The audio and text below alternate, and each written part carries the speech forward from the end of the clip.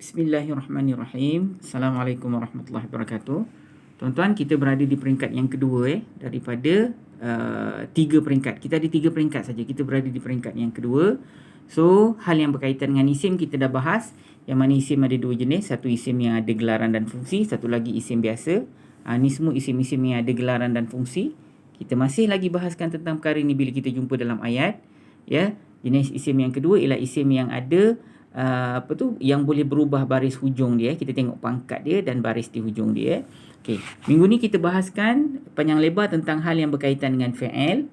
Bila tuan-tuan jumpa kalimat fi'il, yang pertama tuan-tuan kena tengok apa ganti nama diri dalam fi'il tersebut. Baca saja terjemahan terus tahu.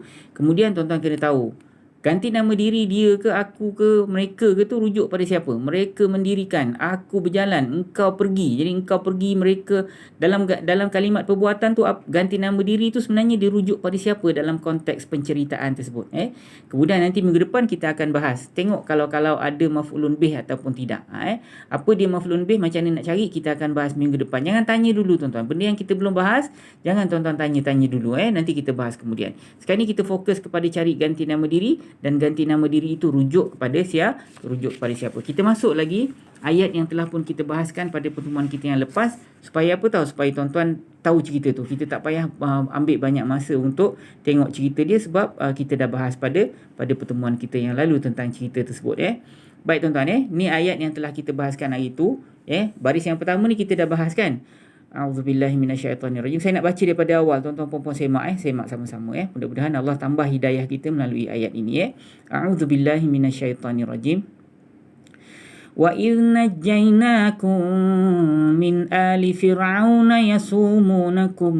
yasumunakum su'al 'adzabi yudhabbihuna abna'akum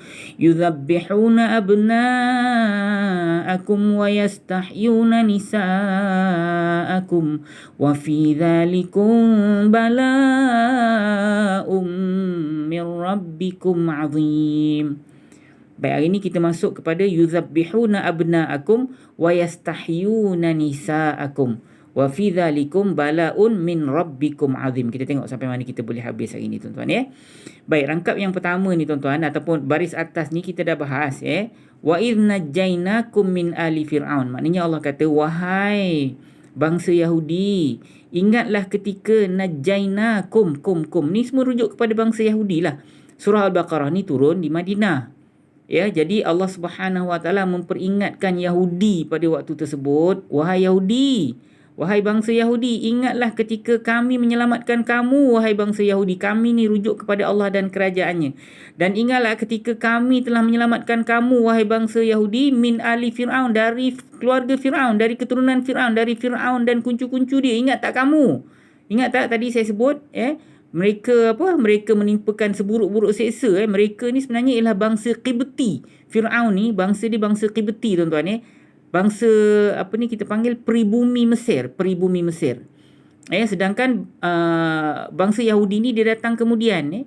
Dia orang datang ramai-ramai selepas daripada Nabi Yusuf AS mendapat jawatan besar di Mesir. Jadi dia orang datang ramai-ramai di Mesir. Jadi selepas daripada itu mereka ni dia jadi penduduk second class dekat Mesir. Jadi mereka yang banyak jadi hamba-hamba, mereka yang banyak jadi pekerja-pekerja kepada kaum Qibti tu. Jadi sampai satu masa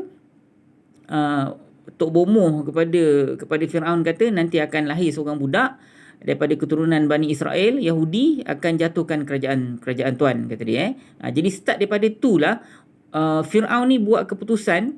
Fir'aun dengan kuncu-kuncu dia, dengan pembesar dia, buat keputusan untuk bunuh anak-anak Bani Israel yang lahir. Sebab tu Allah Ta'ala cerita ni, ingat tak kamu, kami selamatkan kamu dari keluarga Fir'aun. Kan Allah selamatkan bangsa Yahudi dilepas dia menyeberangi Laut Merah yang Allah belahkan laut dia bersama dengan Nabi Musa. Tuan-tuan ingat kan? Tuan-tuan boleh baca cerita tu semula. Jadi wa idh najjaynakum min ali Fir'aun, dan ingatlah ketika kami telah selamatkan kamu dari bangsa Fir'aun, dari keluarga Fir'aun, dari kuncu-kuncu Fir'aun. Okey, yasumunakum su'al azab. Mereka menimpakan ke atas kamu seburuk-buruk seksa. Apa seburuk-buruk seksa dia? Yang ni Allah Ta'ala tafsirkan ayat ni. Yudhabbihuna abna'akum wa yastahyuna nisa'akum. Mereka sembelih anak-anak lelaki kamu. wa yastahyuna nisaakum, dan mereka membiarkan hidup perempuan-perempuan kamu. Jadi inilah seburuk-buruk azab yang dikenakan ke atas Bani Israel pada waktu tersebut oleh Fir'aun dan kaum dia. Wa fi dzalikum bala'un min rabbikum azim, kata Allah. Okey. Wa fi dzalikum, dan yang demikian itu, kata Allah, dalam hal yang demikian itu, bala'un, menjadi ujian, min rabbikum azim, dari Tuhan kamu yang sangat besar. Yang demikian itu, kata Allah, adalah merupakan ujian dari Tuhan kamu. Ujian tu ujian yang sangat besar. Dari Tuhan kamu. Tapi akhirnya Allah selamatkan. Betul ke tidak? Okey, kita ambil rangkap ni dulu tuan-tuan. Yastahyu yudhabbihuna abna'akum wa yastahyuna nisa'akum. Nanti saya betulkan. Okey. Yudhabbihuna abna'akum wa yastahyuna nisa'akum. Yudhabbihuna abna'akum wa yastahyuna nisa'akum. Yudhabbihuna, mereka sembelih.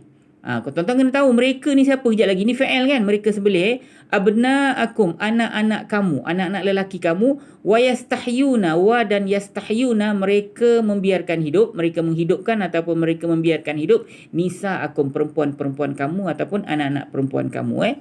Mereka menyembelih anak-anak lelaki kamu dan mereka membiarkan hidup anak-anak perempuan kamu. Baik, yudhabbihuna, maknanya mereka sembelih. Mereka menyembelih. Ini isim ke fa'il ke haraf, tuan-tuan? Mereka sembelih. Ini adalah kalimat fa'il. Fa'il apa? Ada telah tak? Tak ada. Kalau tak ada telah, ni fa'il apa, tuan-tuan? Ni fa'il mudhari'. Baik, kalau fa'il tak kiralah fa'il mudhari' ke madhi ke amar ke, apa ganti nama diri dalam ni? Ingat tak, tuan-tuan?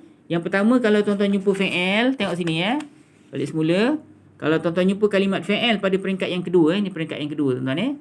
Kalau jumpa kalimat fa'il, tengok apa ganti nama diri dia, dan ganti nama diri itu rujuk kepada siapa. Ini kita tengah bahaskan pada minggu ni. Setiap kali tuan-tuan jumpa kalimat fa'il.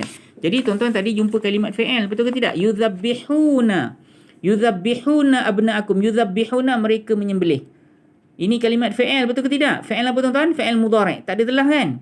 Baik, kalau kalimat fa'il wajib kena ada ganti nama diri dekat dalam kalimat fa'il itu. Saya wajib kena terjemahkan ganti nama diri dalam terjemahan saya. Baik, apa ganti nama diri dalam fa'il yudhabbihuna? Mereka lah, ustaz. Ni saya nampak mereka kat sini. Baik, dalam konteks rangkap ini, mereka sembelih. Mereka rujuk pada siapa, tuan-tuan? Jangan kata Yahudi pula. Bukan, mereka menyembelih. Ni Fir'aun dan keturunan dia lah. Fir'aun dan kuncu-kuncu dia lah. Faham ke tidak? So, mereka menyembelih, ganti nama diri dalam ni ialah mereka. Mereka rujuk pada siapa? Mereka rujuk kepada Fir'aun dan kuncu-kuncu dia. Mereka yang buat kerja menyembelih ni. Okey. Habis dah Okey, abna'a maknanya anak-anak. Okey, ini ialah kalimat isim ke fa'il ke haraf, tuan-tuan? Anak-anak. Ni tentulah kalimat isim, tengok makna dia Tak ada alif lam, tak ada tanwin, tak ada baris bawah di hujung. Tuan-tuan kenapa? Nanti saya jelaskan kemudian. Ada isim yang tak ada satu tanda pun. Kenapa nanti? Itu peringkat ketiga kita bahas Okey, abna'a ni kalimat isim. Dia ni isim yang ada gelaran dan fungsi ke isim biasa, tuan-tuan? Abna'a. Kum ni kalimat lain tau. Ni ada dua kalimat ni. Abna'akum. Kum kalimat lain. Abna'a dulu. Kita bahas satu persatu, tuan-tuan Inilah kalimat isim. Dia ni isim yang ada gelaran dan fungsi ke isim biasa, tuan-tuan? Kalau isim yang ada gelaran dan fungsi, isim ganti nama diri, isim tunjuk, macam zalikum ni nanti kita jumpa kejap lagi. Inilah isim tunjuk ataupun isim yang kita sebut isim mewakili ke, tak ada. Inilah isim biasa, tuan-tuan. Jadi kalau isim biasa, dia mabni ke mu'rab? Dia mabni ke mu'rab, tuan-tuan? Dia mu'rab. Dia boleh ubah-ubah baris hujung. Mabni kan makna kebal, mu'rab kan maknanya boleh ubah. Betul ke tidak? So kalau isim yang isim biasa, dia boleh diubah-ubah baris. Betul ke tidak, tuan-tuan? Tuan-tuan tengok ujung dia baris apa? Ujung dia baris atas kan? Jadi maknanya kalau saya tanya apakah pangkat kalimat ini dalam rangkap ni? Pangkat dia marfu' ke mansub ke majrur? Cuba jawab. Marfu' kalau abna'u. Kalau abna'a, dia sedang berpangkat mansub. Kalau abna'i, dia sedang berpangkat majrur. Jadi maknanya, tuan-tuan, abna'a, dia sedang berpangkat mansub. Dia sedang berpangkat apa, tuan-tuan? Dia sedang berpangkat mansub. Mana nak tengok ni, ustaz? Saya tak tahu. Okey, tuan-tuan tengok balik kat sini. Tuan-tuan tengok. Kalau isim biasa, ingat ni. Isim biasa bukan isim yang ada gelaran dan fungsi tau. Kalau isim biasa, tuan-tuan tengok. Kalau hujung dia baris depan, maknanya dia sedang berpangkat marfu'. Kalau hujung dia baris atas, dia sedang berpangkat mansub. Kalau hujung dia berbaris bawah, abna'i ni abna'u, abna'a, abna'i. Kita jumpa abna'a kan? Maknanya dia sedang berpangkat mansub. Tanda mansub di mana? Ustaz, tanda mansub dia ujung dia saya nampak baris atas. Ujung dia saya nampak fathah, Ustaz. Jadi tanda yang dia sedang berpangkat mansub ialah dia hujungnya berbaris fathah. Tu maksud dia. Habis tuan-tuan? Baik. Kum maknanya kamu, tuan-tuan. Kum maknanya kamu. Ini isim ke fi'il ke haraf, tuan-tuan? Kamu, dia merupakan kalimat isim. Tapi kamu, aku, engkau, dia, isim yang ada gelaran dan fungsi ke isim biasa, tuan-tuan? Dia merupakan isim yang ada gelaran dan fungsi. Betul ke tidak? Dia isim dhamir, isim ganti nama. Nampak ni? Mereka, dia, aku, engkau, kamu. Tapi kita jumpa kamu kan, kum kan. So dia ialah isim yang ada gelaran dan fungsi. Kita panggil isim ganti nama diri. Ataupun isim dhamir. Isim apa tuan-tuan? Isim dhamir.